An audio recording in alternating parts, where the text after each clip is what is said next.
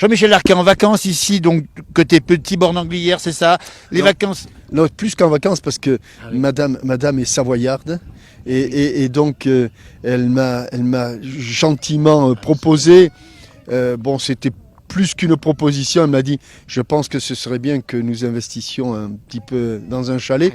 Et nous habitons les Carreaux d'Arrache. Voilà, ben, donc voilà. nous avons acheté un chalet au Carreaux d'Arrache. Eh ben Jean-Michel Larquet est désormais au Savoyard, c'est ça, hein?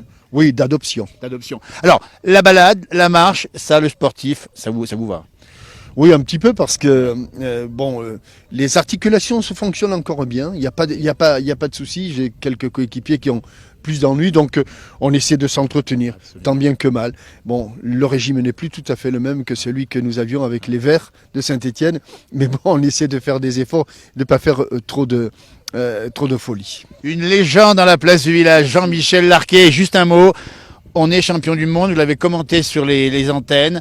Votre impression comme ça là, de ce résultat de la France, c'était un peu prévisible ou pas? Prévisible, non, on a eu toujours une chance quand on entre dans une compétition. Bon, il y a eu du ménage de fait. Il y a certains gros qui n'étaient pas là ou qui n'étaient plus là. On pense d'abord à l'Italie avant même la compétition. On pense à l'Espagne et à l'Allemagne pendant la compétition. Nos amis belges ont fait un petit peu les ménages en éliminant le Brésil. Voilà, ça s'est tenu à pas grand-chose. Mais le sélectionneur Didier Deschamps avait promis que, avant tout, il ferait une équipe. Et je pense que c'est ce qui ressort de cette compétition, c'est qu'il a réussi à faire un groupe, une équipe avec un grand E.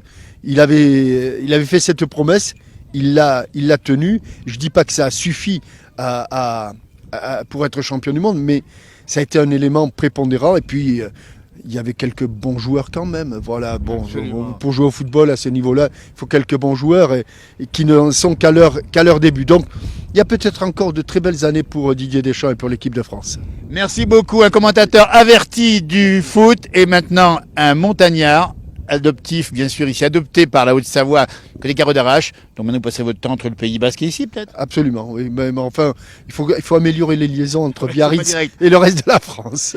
Michel Larquet, bravo et merci pour tout ce que vous avez fait. Et puis ravi de voir dans la place du village aujourd'hui, c'est formidable. Il faut que j'aille rejoindre le groupe. Vous en parce prie, que il fait plus je frais. ne connais pas ici.